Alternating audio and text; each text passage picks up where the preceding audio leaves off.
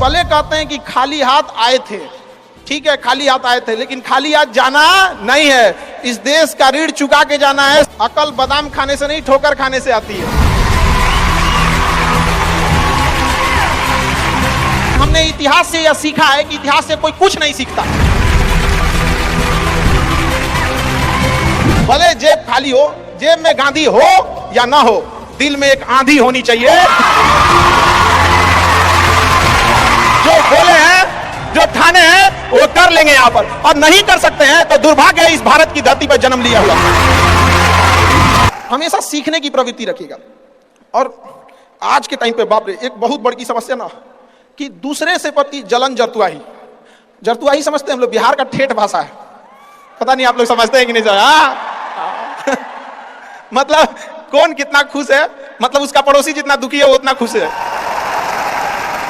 ये सब चीजों से थोड़ा आज के समय में अपने आप को थोड़ा बचा के रखने की कोशिश कीजिएगा, क्योंकि किसी के जलन वगैरह से नहीं होता। अक्सर देखिएगा ना, क्योंकि ये एंटरप्रेन्योर है, बिजनेस का चीज है, तो एक छोटा सा देखिएगा ना, गांव में किसी के पास समोसा का दुकान चल जाता है तो उसके बगल में एक और समोसे खोल देता है। बहुत सारी चीजें हो सकती हैं। आप डिसीजन आप कभी भी किसी और के मर्जी से इन्फ्लुएंस होकर लीजिएगा, वो कभी डिसीजन सही नहीं होगा।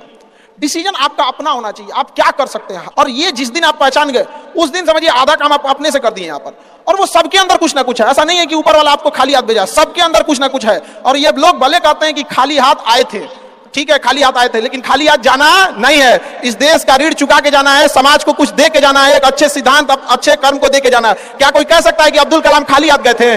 नहीं खाली हाथ गए थे। विवेकानंद खाली हाथ गए थे? अंबेडकर साहब खाली हाथ गए? नहीं गए। तो इस देश में हम खाली हाथ जरूर आए थे, लेकिन इस देश का कर्ज उतारना है, खाली हाथ लौटना नहीं है। कुछ ऐसे सिद्धांत अपने साथ ही, कुछ अपने पीछे कुछ यादें छोड़ के जाना है, जिससे कि दुनिया याद कर सके हम लोग को। और हमेशा चीजों में ना अपनी ईमानदारी करिएगा। आप कितना ईमानदारी से काम करते हैं, कितना लगन से काम करते हैं, सफलता इसी चीज पे डिपेंड करती है। बाकी ऐसे चीजें कि भाई ये करना चाहिए, बस आप कितना समय दिए हैं किसी चीज को, कितनी ईमानदारी से किए हैं, ये मायने रखता है आपको। आप किसी चीज को समय नहीं दीजिएगा, कभी सफल नहीं हो सकते हैं। और एंटरप्रेन्योर और बिजनेस, इस सब की चीजों में एक चीज बहुत बड़ी डिलेमा होती है ना, कि सोचते बड़ी ज्यादा हैं लोग, प्लानिंग बहुत करते हैं। 6 महीना से उसका प्लानिंग चल रहा है। अरे भाई 6 महीना में कमवा शुरू किया रहता तो कुछ एक्सपीरियंस हो गया रहता, कुछ ठोकरें लगी होती, शुरू कर दो चाहे जैसे करना है। यहाँ पर ऐसा थोड़ी हो सकता है कि एकदम फिनिश होकर काम करे। हर चीज, जमीन से कभी पेड़ नहीं निकल सकता, पौधा ही निकलेगा। आज सीखिए, क्योंकि अगर कल कोई शुरू करता है आपके बाद, तो आपके पास उससे एक दिन का एक्स्ट्रा एक्सपीरियंस रहेगा। और हमेशा याद रखिएगा, अकल बादाम खाने से नहीं, ठोकर खाने से आती है। जितना ज्यादा आप ठोकर खाएंगे, उतने ज्यादा अकल आने वाली है। दुनिया का कोई इंसान जो सफल है कह दे कि हमको ठोकर नहीं लगा है, या कोई कह दे कि हम एक ही बार में आए हैं, कभी नहीं आ सकते हैं यहाँ पर। स्टार्टिंग कीजिए यहाँ पे, ज्यादा प्लानिंग व्लानिंग के चक्कर में नहीं। कितना अच्छा आप प्लानिंग करके आइएगा ना, कुछ ना कुछ चीजें गड़बड़ होंगी। क्योंकि किताबी नॉलेज, ये मोटिवेशन, ये सब चीजें, ये एक अलग चीज है। धरातल पे उतर के जाइएगा ना तो अलग चीज है यहाँ पर। और कभी बिहार में आके देखिएगा तो एकदम में अलग मिलेगा। कितना ठोकर लगा है ये बहुत मायने रखता है। क्योंकि ठोकर नहीं लगेगा ना, जिस पत्थर पे चोट नहीं पड़ती वो कभी मूर्त नहीं बनता है। तो इसलिए जितना आपको चोट लग रहा है, तो ये आपके लिए अच्छी बात है। क्योंकि बड़े बड़े लोगों की जिंदगी में मुसीबत आती है, वो मुसीबत ही आती है बड़े लोगों के लिए। क्योंकि फिल्म में जो सबसे टफ रोल होता है ना, वो बढ़िया हीरो के कंधे पे दिया जाता है। तो ये पृथ्वी पे भी ना ऊपर वाले को पता है कि ये बढ़िया हीरो है, इसको थोड़ा सा हम रोल देते हैं बढ़िया। तो बड़ी जिम्मेदारी देने से पहले ऊपर वाला भी ना आपको टेस्ट करता है, टेस्ट करके ही देखेगा कि नहीं करेगा। हम लोग छोटा सा कोई सामान खरीदते हैं तो उसको ठोक बजा के चेक करते हैं कि सहलेगा कि नहीं सहलेगा। एक छोटा सा बर्तन कोई खरीदने जाता है तो पटक के दिखाता है, देखिए मजबूत है। तो ऊपर वाला भी जब आपको बहुत बड़ा जिम्मेदारी देने वाला होता है ना, तो पहले सोचता है कि इसका थोड़ा सा टेस्ट कर ले। बहुत लोग टेस्टे में भाग जाते हैं, ये भगवान हमरा काहे लिए तुम मुसीबत लाया।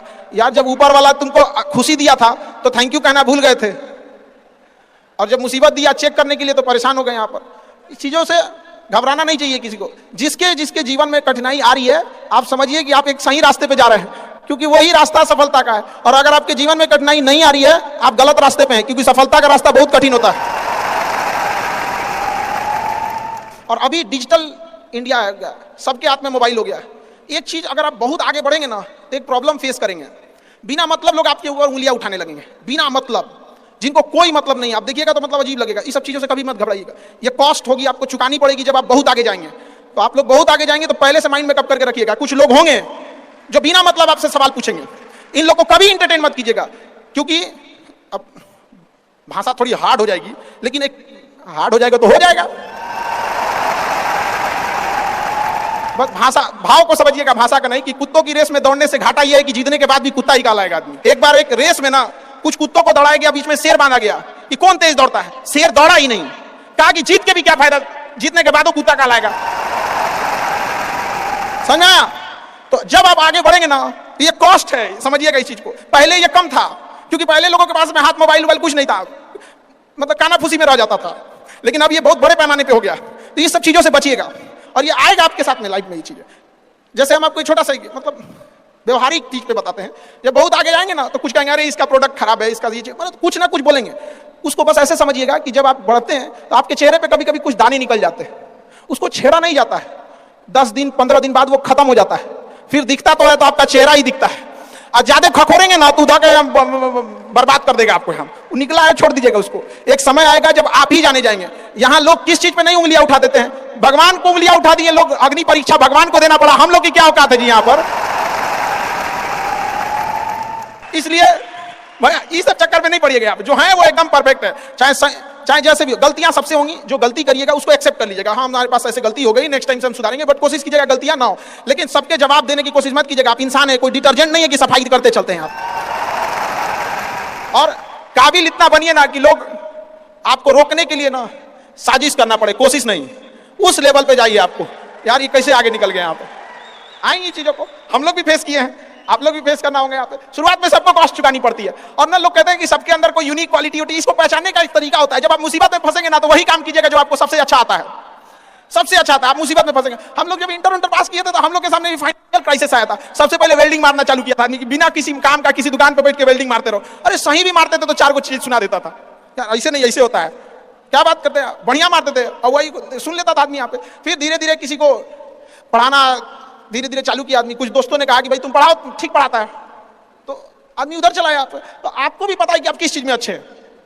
तो धीरे धीरे अपने आप के अंदर वो पहचानिए, उसको सुधारने की कोशिश कीजिए और इधर उधर ज्यादा ध्यान नहीं दीजिए। मुसीबत आए तो अपने आप को एक बार थपथपाइएगा कि हाँ आप उस एलीट क्लास में हैं जिसके सामने मुसीबत आई है। और एक समय आएगा कि जब आप इस मुसीबत को पार कर जाएंगे, और एक समय आएगा कि जब यहाँ आके आप अभी अपनी संघर्ष की कहानी बताएंगे कि हम भी ऐसा थे। और हम आप सबसे यही उम्मीद करते हैं कि भगवान से भी हाथ जोड़कर यही दुआ मांगते हैं कि जितने लोग हैं देश के, सबको एक दिन अपनी कहानी सुनानी पड़े। क्योंकि यह देश वीरों की धरती है, वीरांगनाओं की धरती है। यहाँ पर हर बच्चा यहाँ का फौलाद है अपने आप में यहाँ पर। तो ये वक्त है अब ऋण चुकाने का।